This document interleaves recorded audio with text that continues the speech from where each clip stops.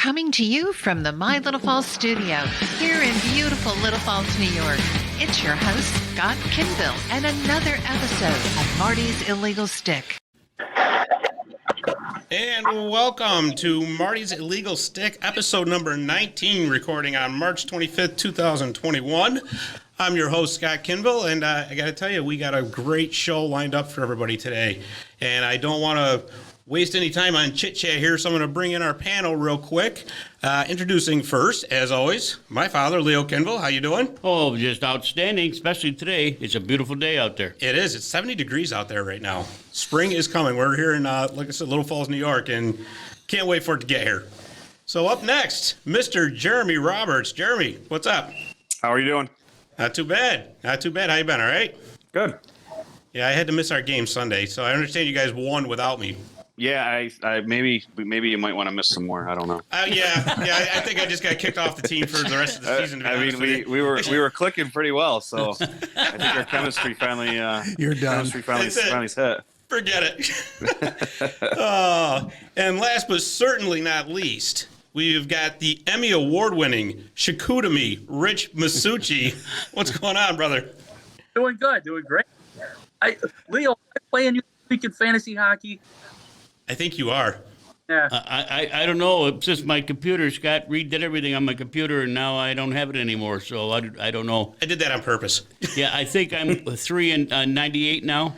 Yeah. Well, at least it's not as bad as Breakaway Trivia. Yeah.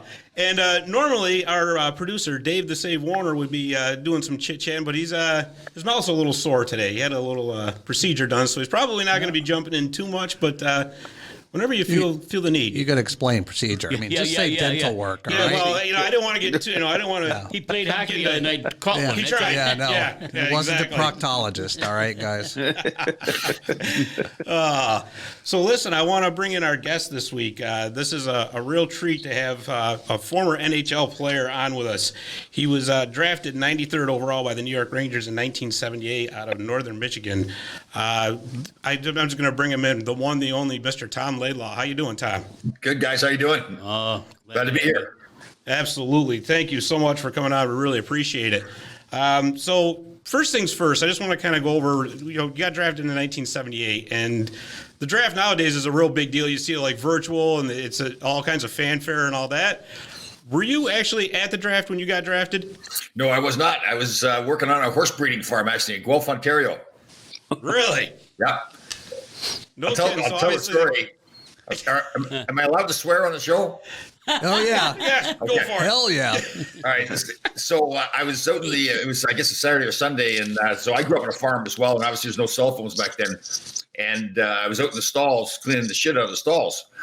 And my father got a phone call from the Rangers that I'd been drafted. So he called the farm that I was working at. They brought me up to the house. Got on the phone. He says, "You've been drafted in the 6th round by the New York Rangers." And I said, "Well, what do I do now?" He said, "Well, get back out there and finish cleaning the shit out of the stalls." So that was my draft day.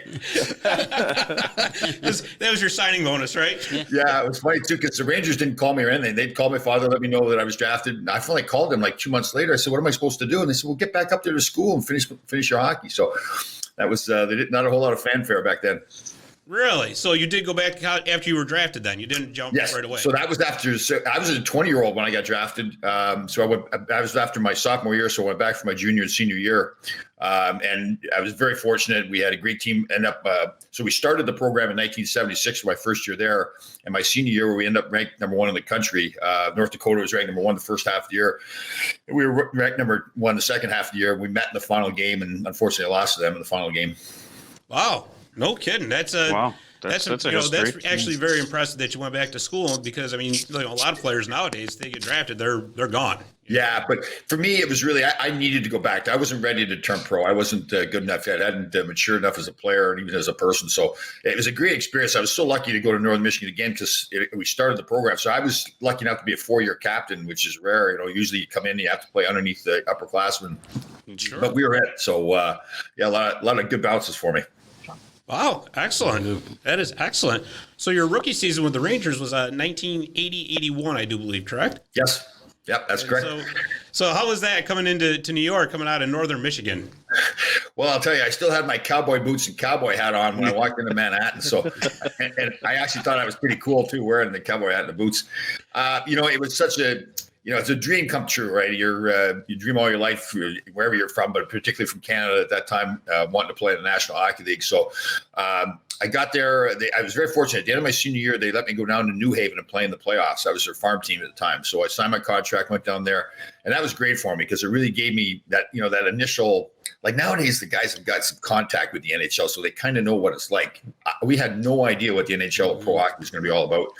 So it was really good to go there, get my feet wet a little bit, and then, come back, get in shape during the summer and then go to training camp. And I was lucky again. I was, big guy, supposed to be pretty tough, and I worked hard during the summer, so I was in shape. And Freddie Sherrill was the coach, and they were looking, some older defensemen like Carol Vadney, they were looking to move on from. So I got a chance to play. But I went through training camp. My first NHL game, regular season game, was in Boston. Man, that was an intimidating place, right? I mean, Terry O'Reilly, Wayne Cashman, Stan Jonathan, Wensing, all these guys. And I was so nervous to start a game. John Davidson was our goaltender.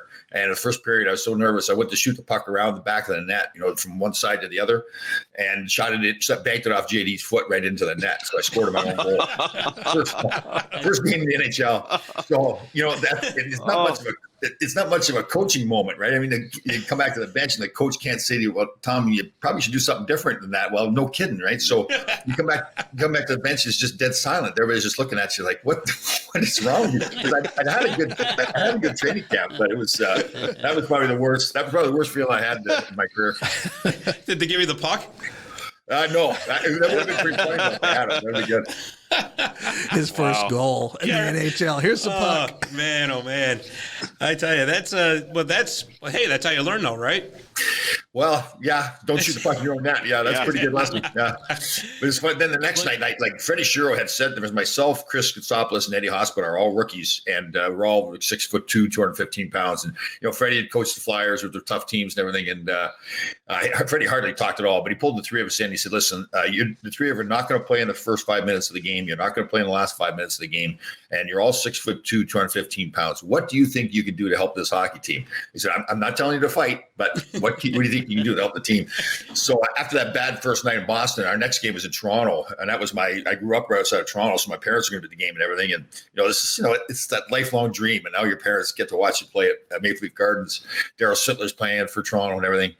So Robert Picard, there's a video of it. I hadn't seen it. I don't think I ever saw it, but it was Robert Picard in the first period. I was carrying the puck through the neutral zone, which was rare. The puck was on my stick, but he butt ended me. It really wasn't that dirty of a play, but he's trying to hook me using the butt end. But it was right in front of our bench, and the bench just jumped up, yelling at the referee. And I'm thinking, okay, after last night, I shot the puck in my own net. I'm 6'2", 250 pounds. This guy butt ends me, pulls me down. I can't. It wasn't really that bad, but I can't let that happen. So I stood up and just suckered him, knocked him out cold, right at center ice, Maple Leaf Gardens. Daryl Sittler comes skating over towards 20. No, Daryl Sittler comes skating over to me, and I swear, I'm thinking to myself, I wanted to get his autograph. I mean, I'm out there. He's got the froth coming out of his mouth. F you Laidlaw, this and all that. And I literally had to shake myself to say, wow, this is a real deal. Sittler's coming over here wanting to fight me. So there I was at center ice getting in an FU fight with Sittler, a guy I'd watched as a kid all the time. And my poor mother was at the game. This is her son, all his life. She's driven me to the rink all the time. And she comes to the first game, and there I was knocking some guy out at center ice at Maple Leaf Gardens. So, but I made the team. They told me I made the team after the game, so I guess it worked out all right. You have arrived. Yeah.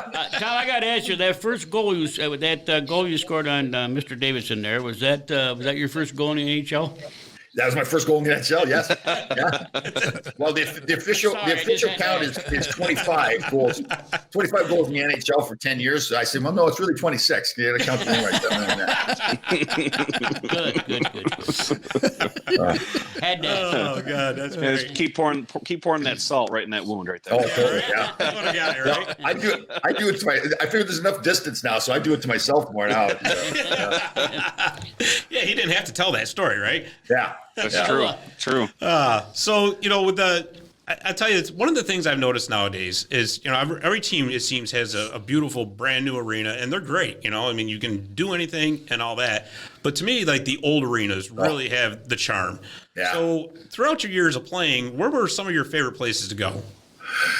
Well, there's a lot of them, like going to Maple Leaf Gardens and Montreal Forum. I mean, they were so unique in that, like, now you see the players are all glassed in so that fans can't get to them or anything like that. But the old, I think you guys remember that, those old places, Montreal and Toronto, the fans sat right beside you and the fans actually walked through the back of the bench. So it was weird, especially you're in Montreal. They knew what they were doing. They obviously put this beautiful woman in a fur coat and nylons and everything sitting right beside the bench. And, if you're a 21, 22-year-old, you're at the Montreal Forum, you got this beautiful woman sitting right beside you during the hockey game, and you think to yourself, like, this is unbelievable. It's just like, I'm dying to heaven right now.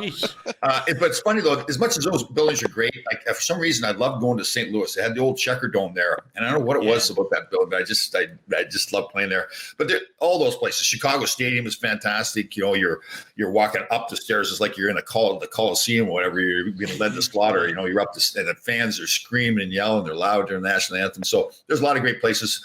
Boston Garden was, great playing there in one way. In other ways, like, man, it was small. The fans were right on top of you. If you you didn't want to get thrown out of the game, because if you got thrown out of the game, you had to go through the Boston bench to get to the visitors' locker room. So that wasn't really a pleasant scene. Oh, and I bet you there were some crazy times out at Uniondale too, because they had the, obviously the Ranger Islander rivalry is huge anyway, but especially back then when the Islanders were quite successful. Yeah. So we were asked the other day, like we did a show yesterday for the Rangers on Zoom, and we're asked about did we hate the Islanders? And really, I didn't hate the Islanders. I respected them a ton. I mean, I hated the fact that they beat us, 4 years in a row in the playoffs when they're winning their cups, but.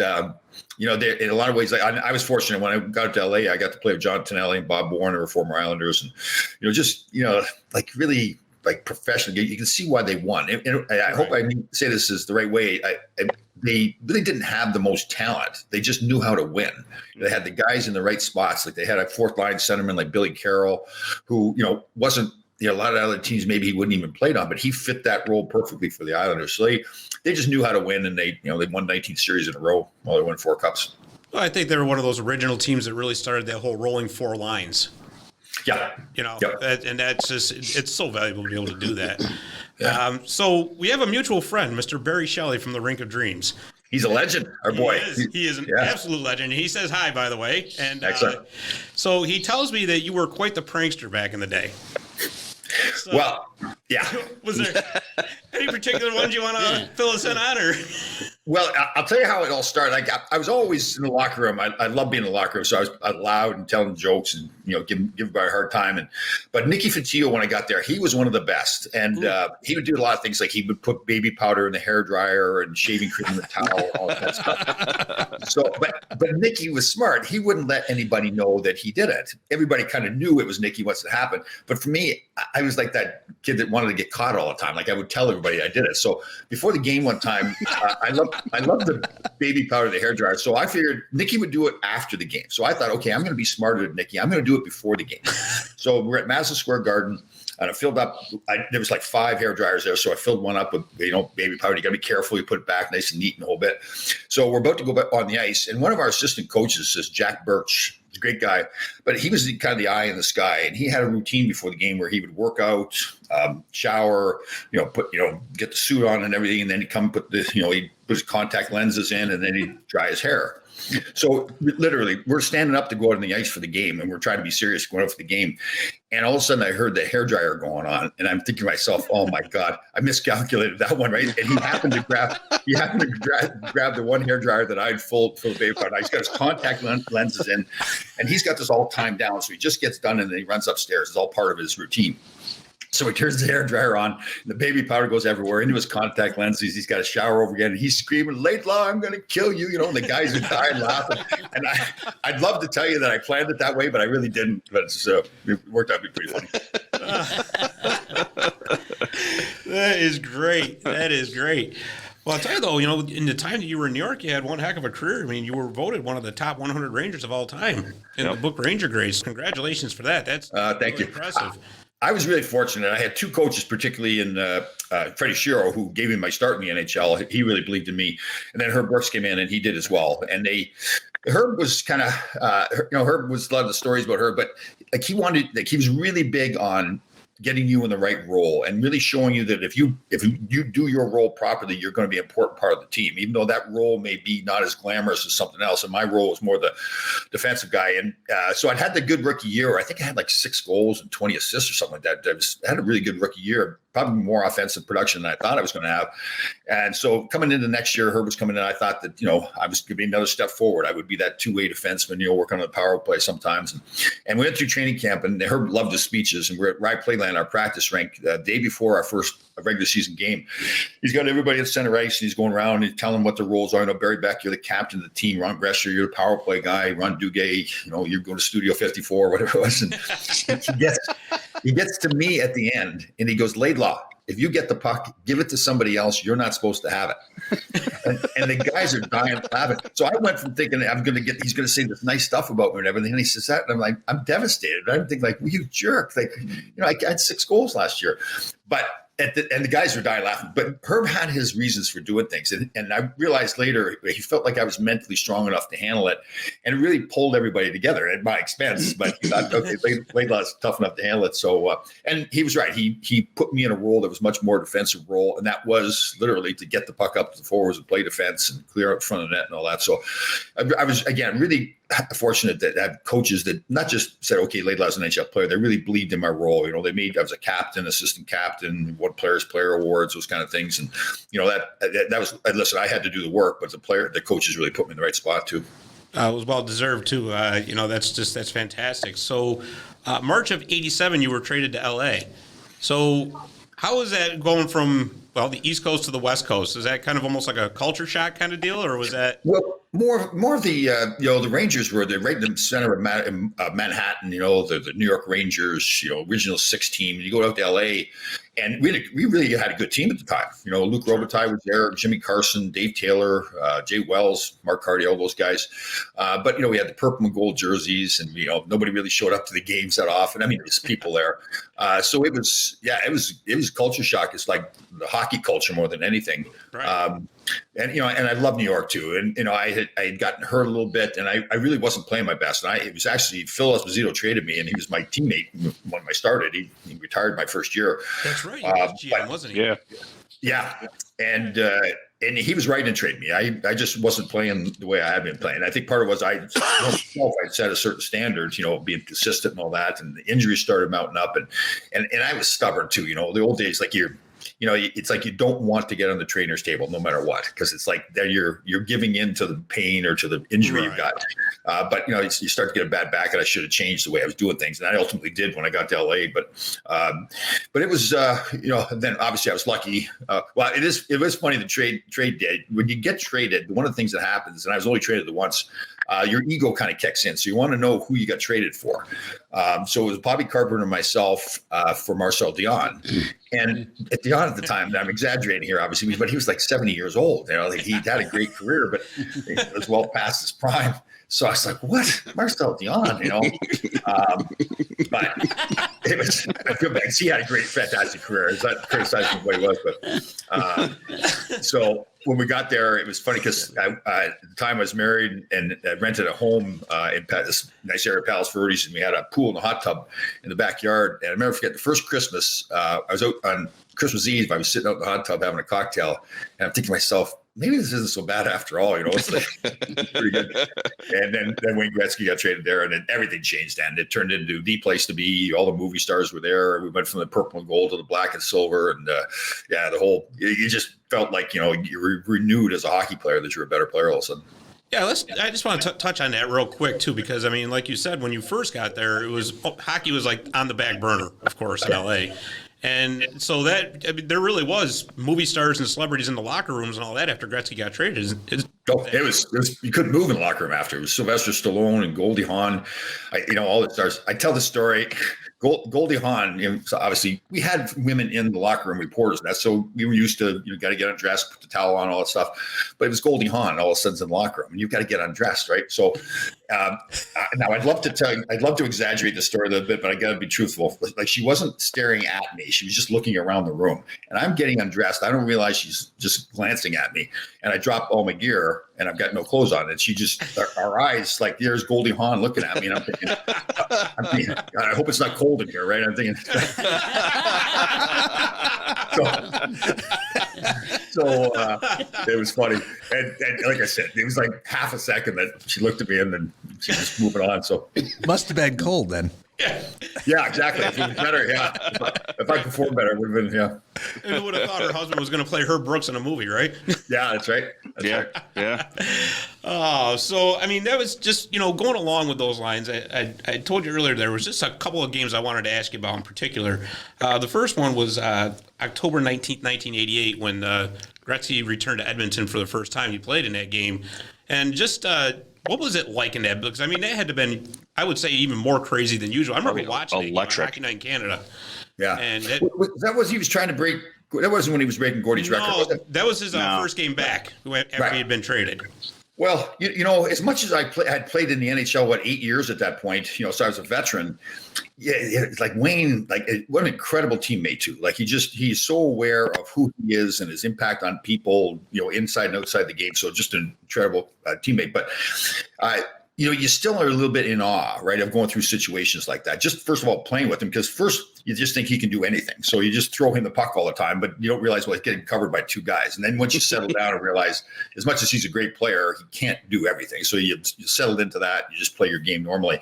But when you go into situations like that, I mean, it's just, you can't help but know that, this is a unique situation, the history here, the first game back after the trade, it's a big trade, the career he had with Edmonton. So again, you can't avoid knowing it. But, he had that way where he really went out of his way to make sure we all didn't feel like we owed him something. We had to do something different than we normally did. In fact, he wanted us to just go play your way you normally play. And he did that himself. He treated people the same. He prepared the same way. So he was great that way. And, it was still special and great to be a part of it. But he really went out of his way to make sure that we treated it like a game that we wanted to win. Sure. Yeah, because the other game it's almost a year later on October 15th, I'm sorry, when he actually tied the record, Gordie Howe's record, and you were in on it. Right, yeah, he broke it later on, but it was funny because I actually did a show the other day with Bernie Nichols, who was involved in the play too, and so Gordie Howe was traveling with us, and I think Wayne went for a couple of games where he didn't score any points, so the trip went longer, and it was great. Gordie was with us, and it was fantastic being around him. He was a tremendous person too, telling old stories and everything. So finally, we get into Edmonton, and it's a 4-on-4, somebody taking penalties, so it's like a Hall of Fame out there, except for me. It's like I think Mark Messier, Paul Coffey, Yeri Curry, Charlie Huddy are on the ice for Edmonton. Wow. Yeah, and then there's Bernie Nichols, Wayne, Steve Duchesne, because they're all the offensive guys, and I think Larry Robinson was there too, wasn't he? What's that? Was Larry Robinson there by that point? I believe. Yes, he was. Yes, yeah. Actually, I think he assisted in the one that beat the record. Right. So I'm on the ice because of 4-4. We got these three offensive guys, so the coach wants the defensive player and me.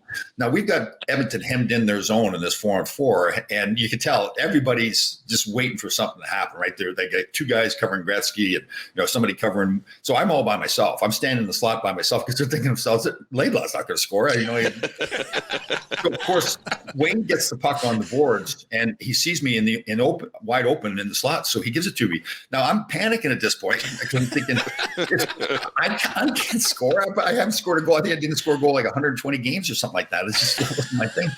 So I'm coming in on Ranford, and seriously, like I'm a veteran, so I'm calm, I'm relaxed. But at this point, I'm really thinking to myself, if I screw this up, and this is like, what if I miss the net, or what if I shoot right into his chest? Everybody's like, it was Wayne's point to tie Gordie Howe.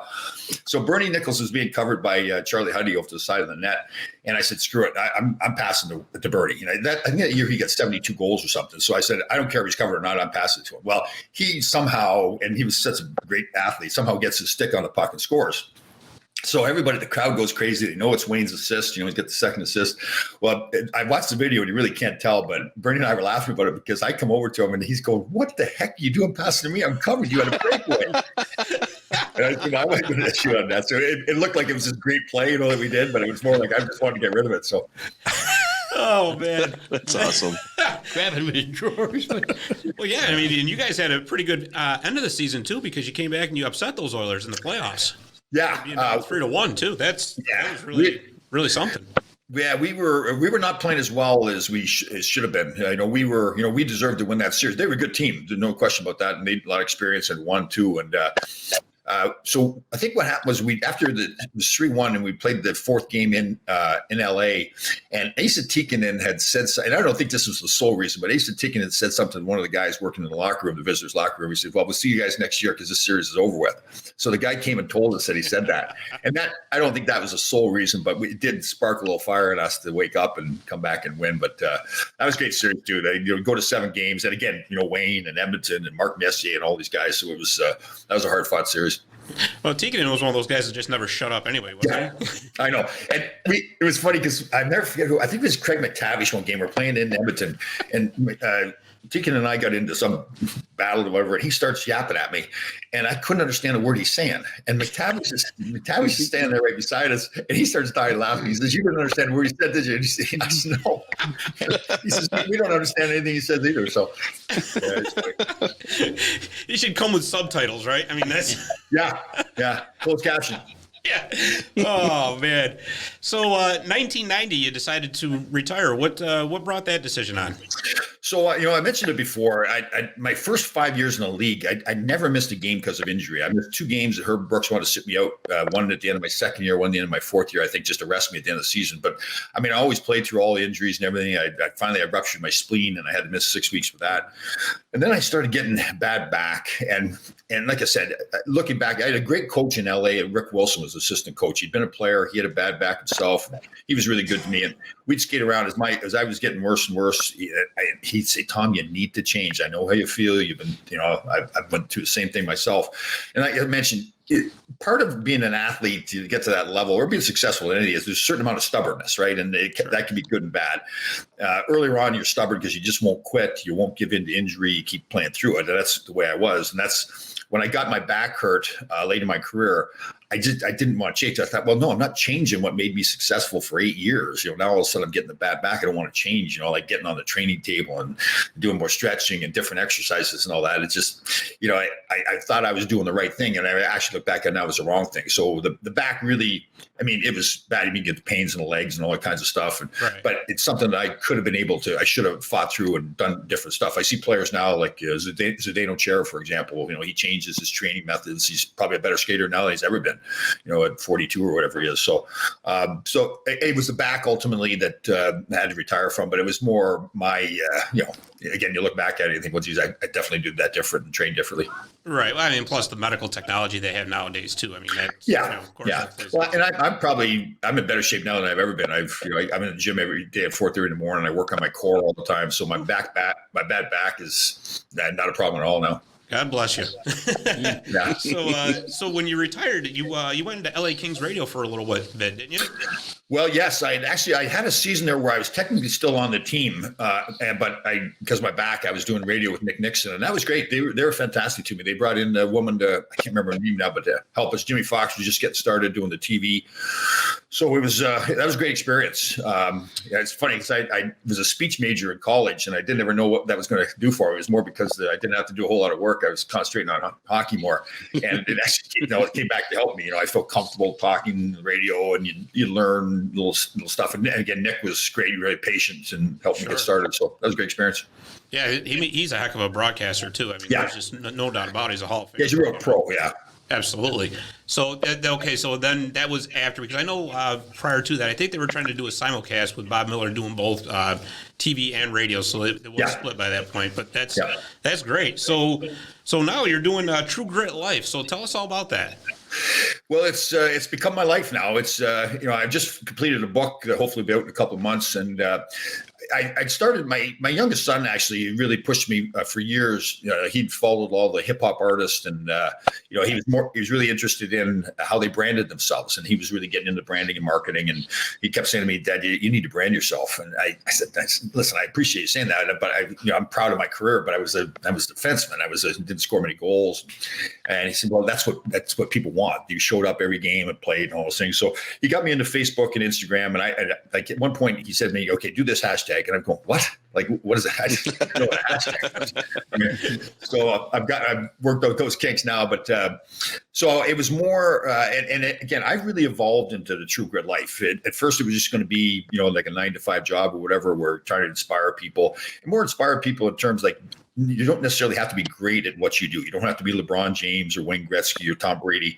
If you're that person that always shows up every day, does the right thing, tells the truth, is respectful, and disciplined and all those things. And that's what I want people to see. I want people to see that there's lots of people out there that are like that, and they're glorious people because they live their life like that. And there's other people that aspire to be, great at what they do, and maybe think, well, geez, I'm not the best player on the team. And that was the thing for me. I was never the best player on any team I ever played on. Growing up as a kid or playing in the NHL, and I was an agent for 22 years, and I represented some of the top players, and I wasn't the smartest guy in the room in that either. It was just I'd grown up with an atmosphere, on a dairy farm with my father and grandfather, and they showed up every day to milk the cows, and they showed up. Sure. It didn't matter if they were sick or tired. Nobody was writing any articles about them, and that's really what I had become in my life. Where any successes I had, or even recovering from failures, was because I just show up every day. I didn't do anything. And I didn't even know what I was doing really. It's just that I was raised in that environment where that's just the way you did it. You just have to acknowledge the fact that life is not fair and you are going to make mistakes. And when those mistakes happen or the unfair things happen to you, you just have to keep going. And there's nothing fancy about it. My father was very proud of me, playing in the NHL. But one of the proudest moments he had was I was playing out in Los Angeles, and he had one of the big satellite dishes so he could watch our games. And Scotty Bowman wasn't coaching at the time; he was doing color commentating on TV. And we were playing in Calgary. Somehow, I don't know how I was doing it, but I was carrying the puck down the ice, and I went to go to the goal and got tripped or whatever, would flying over the goaltender and crashing into the end boards. And the play-by-play guy says, "Well, geez, I don't know who that is, but he's not getting up from that." And Scotty Bowman says, "No, that's Laidlaw. He'll get up. He always gets up." And that was, my father just loved that. Like he waited for months. Like he didn't want to tell me on the phone. He wanted to see me in person to tell me that he was so fired up. That was the most, he didn't have to score goals he could care less about, but that reputation was what he really liked. So that is really awesome. That's awesome. Yeah, because you have a website, truegritlife.com. Yep. And there's all kinds of stuff on there for motivational. I think there's even like a workout program of some sort on there. Yeah, I do a lot of stuff. So I've really gotten, because of the pandemic, I've really done a lot of stuff on my Facebook profile too. We do a lot of live shows like you guys do with StreamYard. It goes to my YouTube channel as well. So I do a lot of shows during the week, and I try to spread it out. We do a show on Thursday afternoons at 2:00. It's pretty funny, actually. We got some former teammates, Dave Maloney, Ron Greshner, and Larry Melnick, and we're having fun just picking on each other. Then I do some other stuff that's educational. I have a woman who comes on. She's an epidemiologist. We talk about the virus and vaccines and everything. And I do some hockey shows with Kevin Allen, who used to write with USA Today. And I'm very fortunate. I get tied in with the Navy SEAL community, so I get some Navy SEALs on. And they're fantastic guys, and they're really inspirational. So try to have a wide range of shows. Again, trying to teach people some things about fitness and health and motivation, and all that. And I'm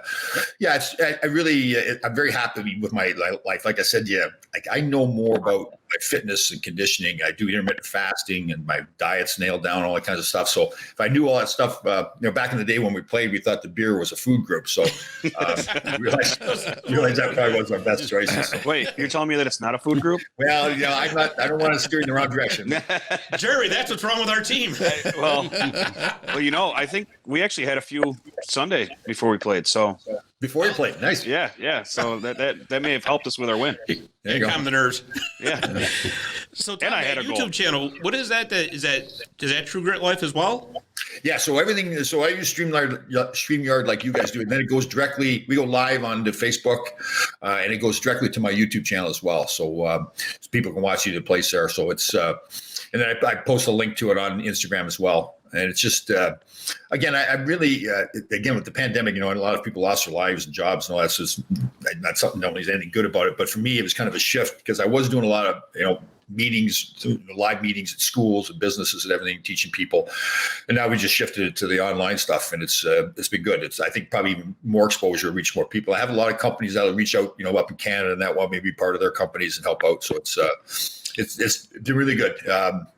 again, the key for me is, and I say to everybody about this too, is like, for me, I've gotten better as time's gone on. And I've realized, it doesn't matter about your age or your height or your weight or your skin color, whatever it is, it should, it doesn't matter. And you don't have to be that star person or whatever you do, on a TV show or radio show or whatever it is, or truck driver or whatever you're doing.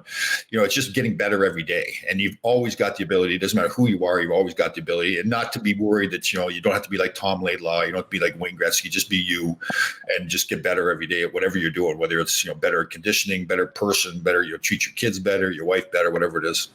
That's fantastic. That is really, really fantastic. Is that, so I have to ask, is that what led to getting into Survivor? Yeah, well, that was interesting. So I got in trouble a little bit for this too, because they came initially. Jerry Bruckheimer, the producer, is a big hockey guy, and I met him. He probably wouldn't remember where I was out in L.A. And they came looking to the NHL, looking for two guys to go on Amazing Race. Any two guys. It wasn't just me, but the Rangers then asked me because they knew all the stuff I was doing, and I couldn't. I joke around. I said publicly in a radio interview that none of the guys I hang around with was in good enough shape to go. I really didn't mean it as a dig, but once it came out, the guys, well, that's great, Tom. Thanks a lot. So ultimately, I couldn't find anybody to go on Amazing Race with me, and then they asked me about Survivor, and it was one of those things. You think, well, okay, I'll throw my hat in the ring, but it's probably not going to happen, right? So they fly out to LA for casting. And things went really well. I was in great shape, and I took the attitude that like you do all these interviews with all the CBS people, the host Jeff Probst and everything, and a lot of younger people sometimes are a little nervous, right? Because this is their lifelong dream and this is their opportunity.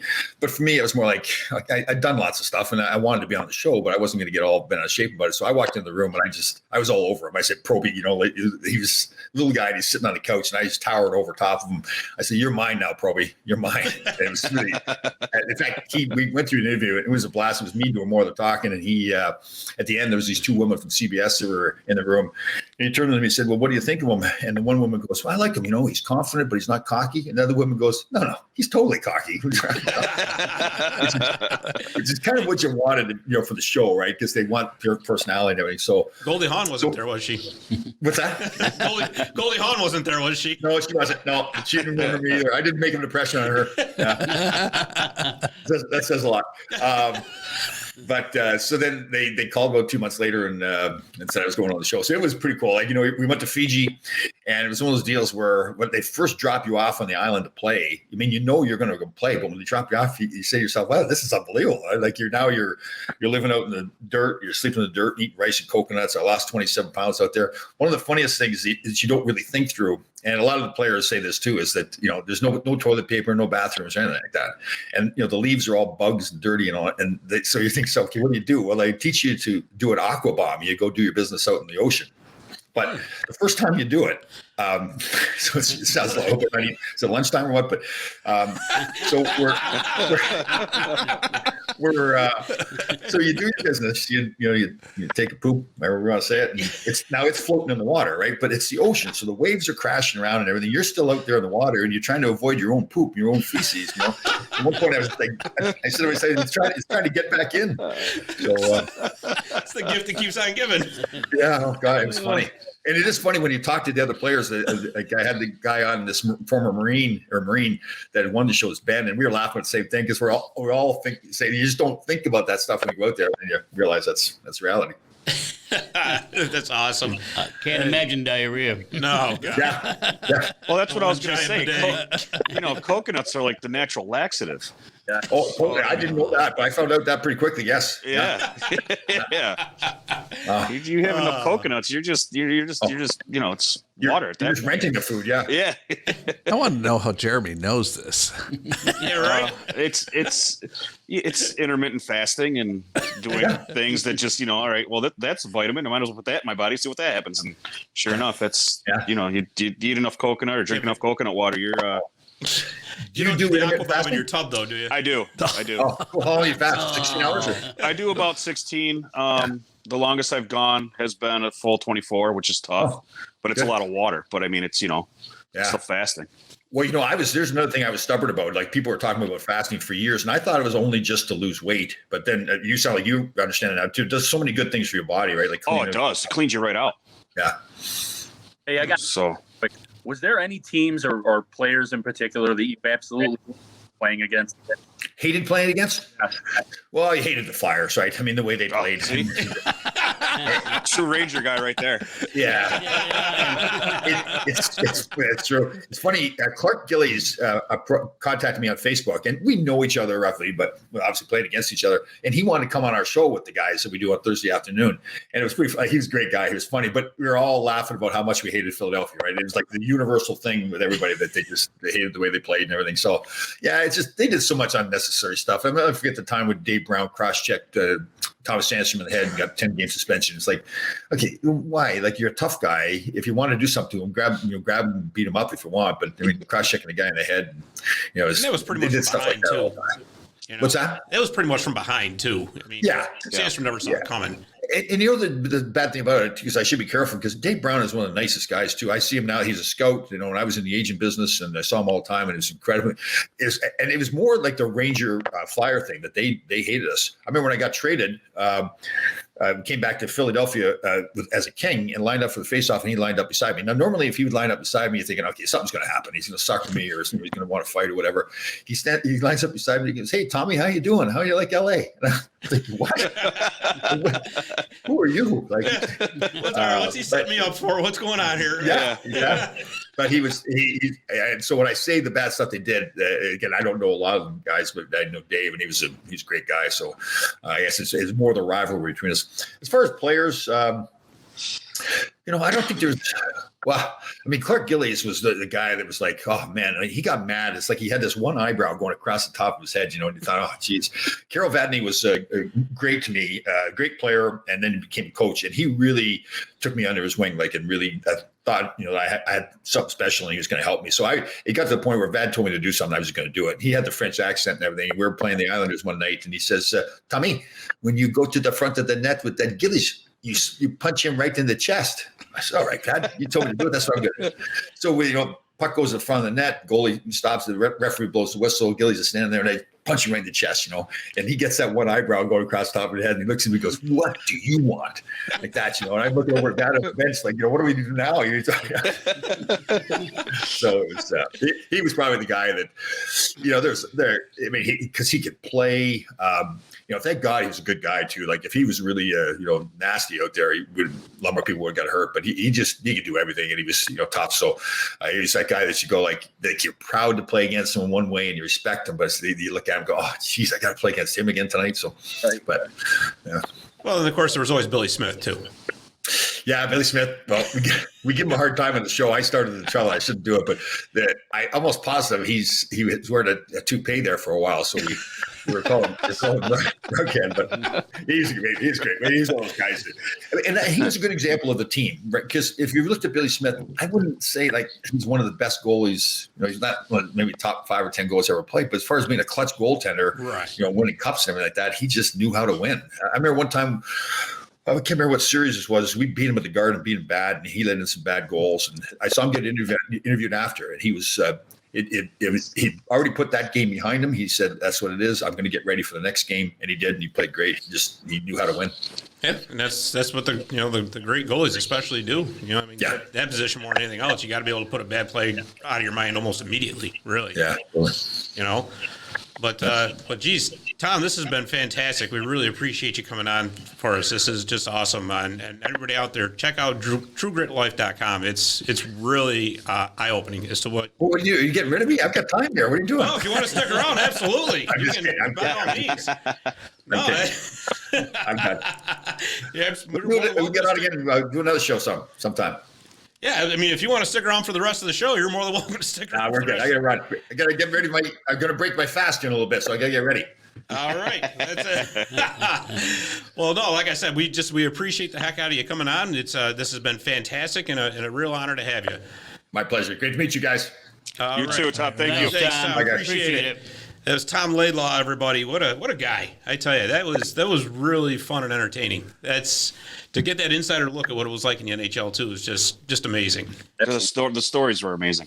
Yeah, it is. It's not, it's one thing. It's he's a player, but you hear the stories of what nobody else has seen or heard is incredible. Yeah, absolutely, and that's just and everything else he's done after that too. Yeah.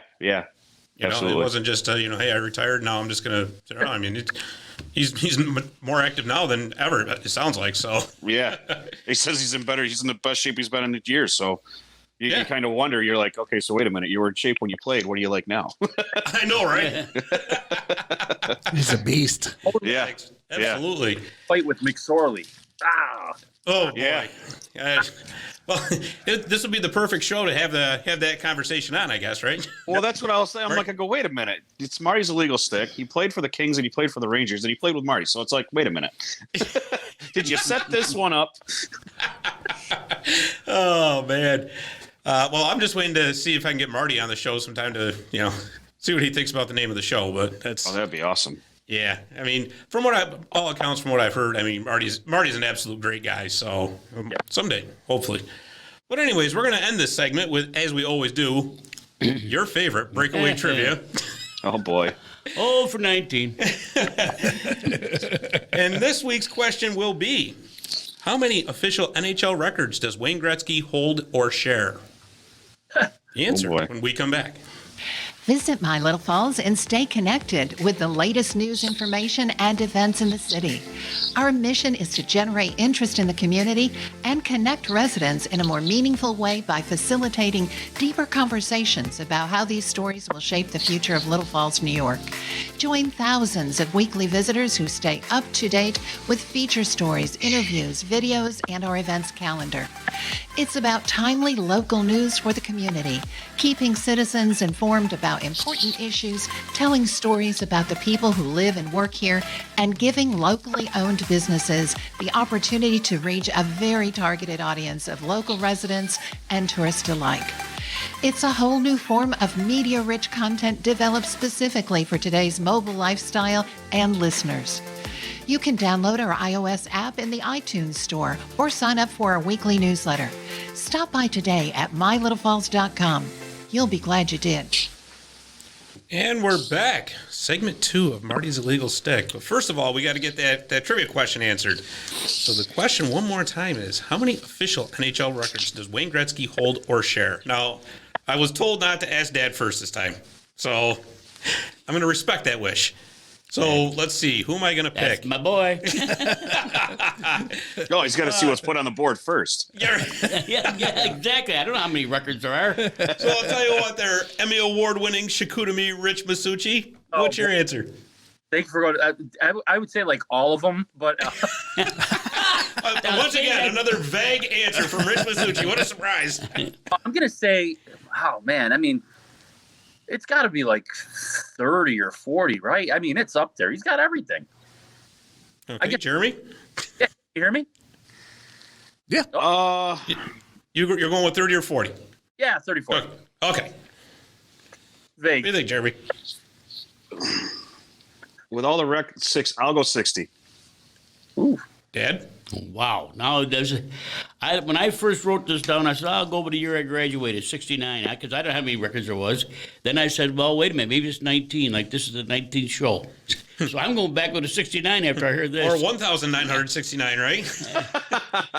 You never know. Ain't that many. I mean, nowadays, how many records are they keeping? I'm like I said 60. So, Well, you got it right, actually, Jeremy. no way. Again. He lit the lamp. I did. You said he would. 60. You said he I would. told you he'd get it. Well, him or Rich, you said. And you knew Really? no one was going to get it. So And I knew Dave wasn't going to get it because he didn't have his phone out. So Look at it. It's really I'm 60. setting records here myself. yes, for 19. 60. You believe that? Wow. And those are official records too, not unofficial. You know. That's just a number I threw out. They threw out there. Yeah. Well, it was a good number to throw out there. Wow. I guess so. Leo a bigger neighbors. I didn't catch that. Say it for him one more time, Rich. You didn't catch it. I said, Leo, you're in a bigger slump than the Sabres. Oh. You know, Wow. they don't build a penalty box big enough to hold you, pal. Because you'd have to put a bed in there because you're going to be there for quite a while. So, segment number 2, Hockey Hot Takes. First of all, we want to send our condolences to the family of Louis Blues legend Bob Plager, who was tragically killed in a car accident in St. Louis on Wednesday, March 24th. He played 14 seasons in the NHL and was an original Blue. He was still heavily involved with the team and the community right up to the day of his passing. He was 78 years old. That was just horrible news yesterday. Absolutely terrible. Rest in peace. Absolutely. So, some better news. The NHL draft lottery changes. Starting with this upcoming draft only. Only the top 2 spots will be up for grabs instead of the top 3. Also, a team can only move up a maximum of 10 spots for either of the picks, which means that only 11 of the 16 teams that missed the playoffs will be able to get one of the top 2 spots. The last change is a team cannot win the lottery more than 2 times in a 5-year span. This applies to both the first and the second overall picks. What's your thoughts on this, fellas? I think they should just do what they do in the NFL. Just get it. Just get it out. Just have like the Stanley Cup winner pick last, and the last place team go first, and just get rid of this lottery thing. I mean, I get the whole thing of now they're trying to break it up where the team can't get the picks for the next 5 years, but still, like, I mean, yeah, who cares? Just keep it simple. Just keep it. Just keep it simple. Right. I mean, there's a lot of truth to that. There is truth to that. Rich, what do you think? Well, there's like 3 parts to this. One I don't agree with, one I don't like, and one I'm like, whatever. I mean, doing the like only the top 2 are available, not the 3. I don't really understand what the point of that would be. Mm-hmm.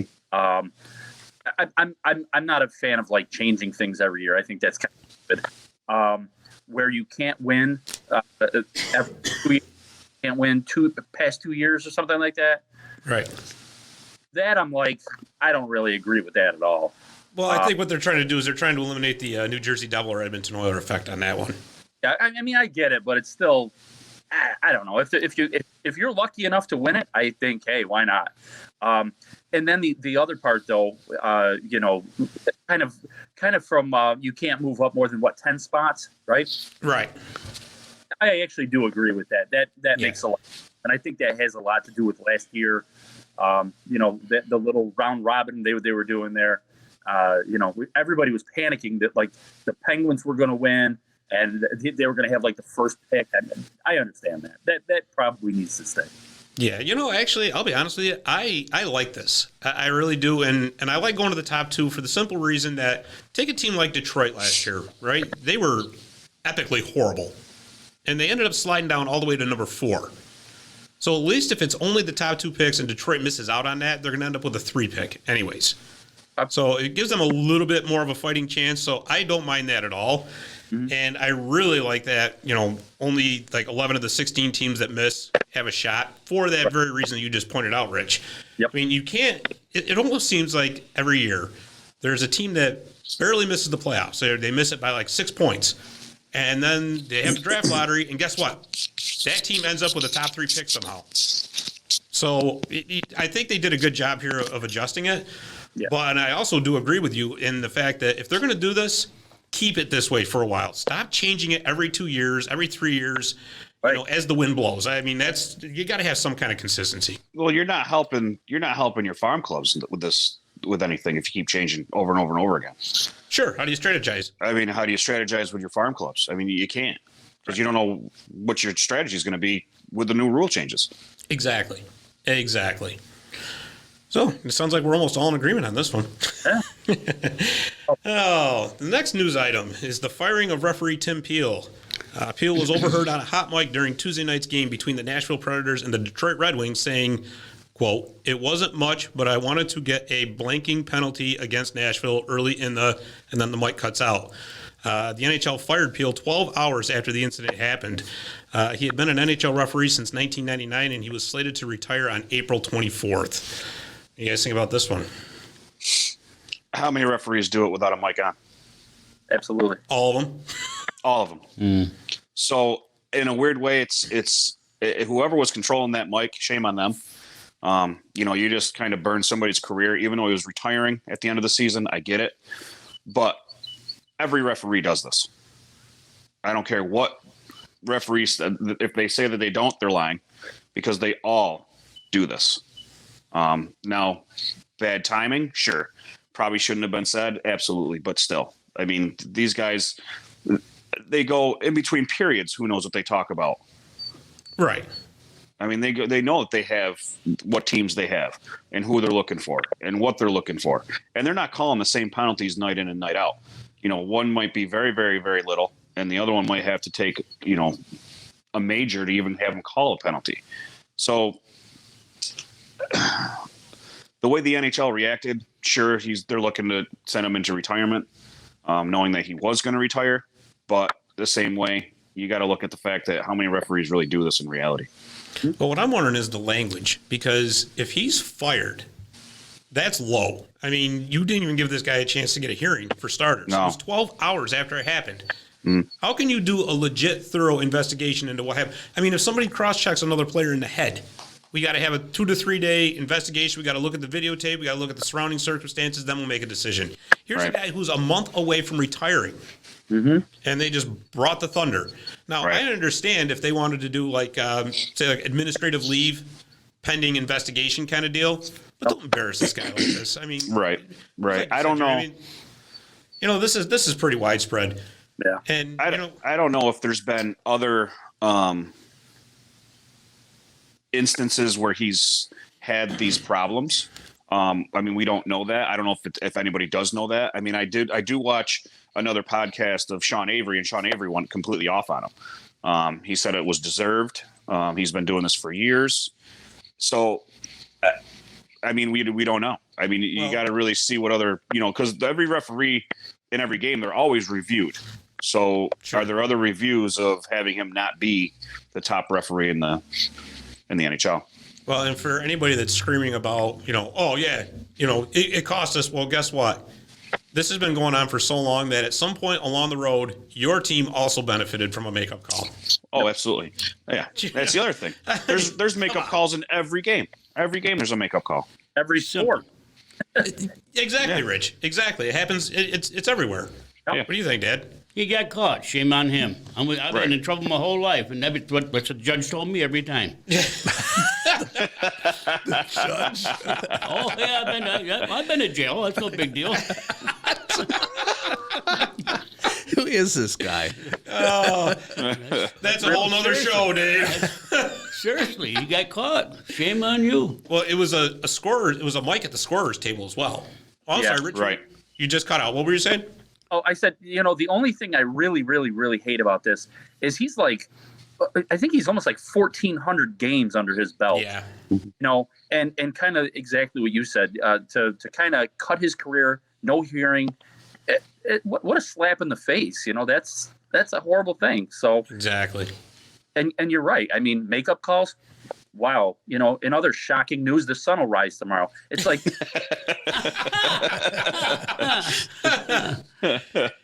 Well, I think that a lot of this has got to do with the fact that the NHL is now also condoning gambling in the sport. They're promoting it. Yeah. So now they don't want to come off as having any kind of impropriety whatsoever because it's starting to become a big business. So, you know, there's a lot to that too. So, Jeremy, you got some Utica College hockey news for us? Sure, I guess. We did play Elmira. Obviously the makeup game. Started off a little sluggish. We were up 5-2 going into the third period. We ended up winning 7-5. Elmira tied that game pretty quick. It was within 5 minutes of the third period. It was 5-5. Made a few quick little changes and ended up winning 7-5. Added an empty netter. So our winning percentage pretty much has put us in first place. Now they're not going by points this year. Right. Like they have other years. So we pretty much have locked up. As long as we take care of Newman on Saturday, we'll be all set. Obviously, with other things going on in the conference, there are a few close games to watch. I mean, you got Chatham that has to play Elmira, and then they're at Wilkes. Wilkes has Newman and Chatham, obviously. Stevenson has Nazareth, which Stevenson's in second place. So, I mean, it's still a close battle, but I think if we take care of Newman, we're all set. having the home ice advantage for the UCHC playoffs throughout. Yeah, that would be huge right there. That had to be a tough adjustment, too, just starting a game right for one period like that. Well, that was the thing. I watched it, and we came out super slow. Elmira, everybody always says that everybody gets up for Utica, and it's true. It doesn't matter how or who or when we play them. They will just come out faster, harder. They come out gunning for us, sure. And they always do. And they did. We came out a little sluggish. Like I said, 3 quick goals within the 5 minutes of that third period. It was a brand new game. And I think it was also knowing that if we lose, our percentage drops. So, that everybody wants to knock us out of that top spot. Well, sure. So they're the number one team throughout. It's been that way for a while. So of course they got the targets on their backs, Right. And with the playoffs coming up, they got the quarters coming in on next week. And then April 1st have the semis and the finals April 5th. Yeah. So, and they're all supposed to be played at the higher seed. And like I said, with us having the higher seed and having April 1st roll around, fans will, with the state and county allowing fans, a certain percentage should be allowed into the auditorium at that time. That's really cool because that actually leads me right into the next news item here. So that would be former Utica Comet Reed Boucher has a 13-game point scoring streak going for Avangard Omsk in the Continental Hockey League where he plays now. Back here, our Comets game at home against Rochester on Wednesday was postponed due to the Comets being in COVID protocols. The Comets' our next scheduled games are on Saturday at Syracuse and Sunday at Rochester, and they are currently in second place in the AHL North Division. Jeremy, like you just said, the Comets will soon be welcoming fans back to the Adirondack Bank Center. So, Dad, as a season ticket holder, have you heard anything about as far as how they're going to do this? No, they haven't contacted me or Kathy, and I just go by what I see in the paper. Robert S. says that they're going to cater to the season ticket holders, starting with the oldest. The tickets had them the longest. Right. So, and I haven't heard anything other than that. Yeah. Well, I think you'll probably at least be able to get a couple games in, which would be cool. All right, so let's wrap up segment 2 here with our website of the week. Website of the week is brought to you by 315hockey.com. 315hockey.com is your news hub for all levels of hockey in Central New York. This week's website of the week is Tom Laidlaw's True Grit Life. We're going to plug that one more time because he was such a great guest. And like I said, I'm telling you, check this website out because there's a lot of really cool information. And check his podcast out and his YouTube channel as well. So that's going to do it for segment 2. We're going to take a quick commercial break, and when we come back, we're going to take a ride on that Zamboni Time Machine. We'll see you in a minute. Need to find that gift for someone special? Visit Little Falls Presents at the Stone Mill and Canal Place. Stop by today to find unique artist work, T-shirts, coffee cups, gift towels, greeting cards, tote bags, koozies, and original oil paintings and prints. It's all about the art of the gift. For more information, visit mylittlefalls.com/shop or call 315-508-5310 for details. And we're back for the last segment of Marty's Illegal Stick and the Zamboni Time Machine. As always, the Zamboni Time Machine is brought to you by Zamboni.com, and the Zamboni name is used with permission from the Zamboni Company. This week, the Zamboni Time Machine takes us back to April 15th, 1952. The date the first octopus was thrown on the Detroit Red Wings home ice, which was at the time the Olympia. Hockey is full of traditions like fans throwing their hats on the ice for a hat trick, playoff beards, the list goes on and on. But one of the strangest and certainly the smelliest is unique to the Motor City. I loved writing that part. It was all started by Pete and Jerry Cusimano, whose family owned a seafood business in Detroit. In the original Six era, 8 playoff wins were required to win the Stanley Cup, unlike the 16 victories required in today's game. In 1952, the Red Wings were steamrolling through the playoffs, having swept the Toronto Maple Leafs in 4 games and were up 3-0 versus the Montreal Canadiens. The Cusimano brothers were huge Red Wings fans and wanted to come up with a good luck charm to help their team finish the sweep of the Habs and take home the cup. Realizing that an octopus has 8 legs and that their team needed an 8th win, it somehow made sense to the Cusimanos that throwing the creature on the ice would get the job done. With that in mind, they half-boiled an octopus so that it was deep red, and then they proceeded to smuggle it into the Olympia for the Game 4 against Montreal. The Cusamanos did indeed make their famous toss, and sure enough, the Wings completed the sweep and lifted the Stanley Cup that night. With a splat on the ice, a tradition was born that lasts to this very day. In case you're wondering, yes, an opposing player has been hit by a flying octopus. Although it wasn't the norm, during one particularly heated game against Toronto, Pete Cusimano decided he was going to toss one of his 8-legged good luck charms at Toronto's Ted Kennedy. The intended target was missed, but Kennedy's teammate Vic Lynn's face was not, as that is exactly where the octopus landed. And that, my friends, concludes this week's trip on the Zamboni Time Machine. That's great. How would you like to be that poor Vic Kelly? Well, I guess Lynn, I'm it's, sorry, Lynn. Vic Lynn. I mean, I'd probably much rather have a squid land on me rather than a catfish. Yeah, right. Well, I vote for neither. No, Maybe that's what we should start Had doing. lunch. Yeah, right. there's not much difference between the two. Well, did you know that back in the 2000s, one of the Zamboni drivers used to go, because they used to throw tons of them out on the ice, right? Especially during the playoffs. Mm-hmm. And one of their Zamboni drivers would go out and collect the octopus on the ice, and he would like wave it over his head like it was a lasso, right? Well, the league actually had to put an end to that because what was happening was parts of the octopus were flying all over the ice. They had to strip it out. Yeah, only in the NHL, right? Yeah. Get stuck in one of the little suckers on the tentacle, right? Yeah. Yeah, they say they're good eating. Yeah, I guess so. Best served cold, apparently. Well, listen, that's all the time we got for this week's Marty's Illegal Stick. Once again, I want to thank Tom Laidlaw for coming on. He was a fantastic guest. You can find us on Facebook, Twitter, and Instagram at Marty's Illegal Stick Hockey Podcast. You can find us on the web at martysillegalstick.com and also at mylittlefalls.com. For Leo Kinville, for Dave the Save Warner, for Rich Masucci, and for Jeremy Roberts, I'm Scott Kinville. Thanks for listening. We'll see you next week.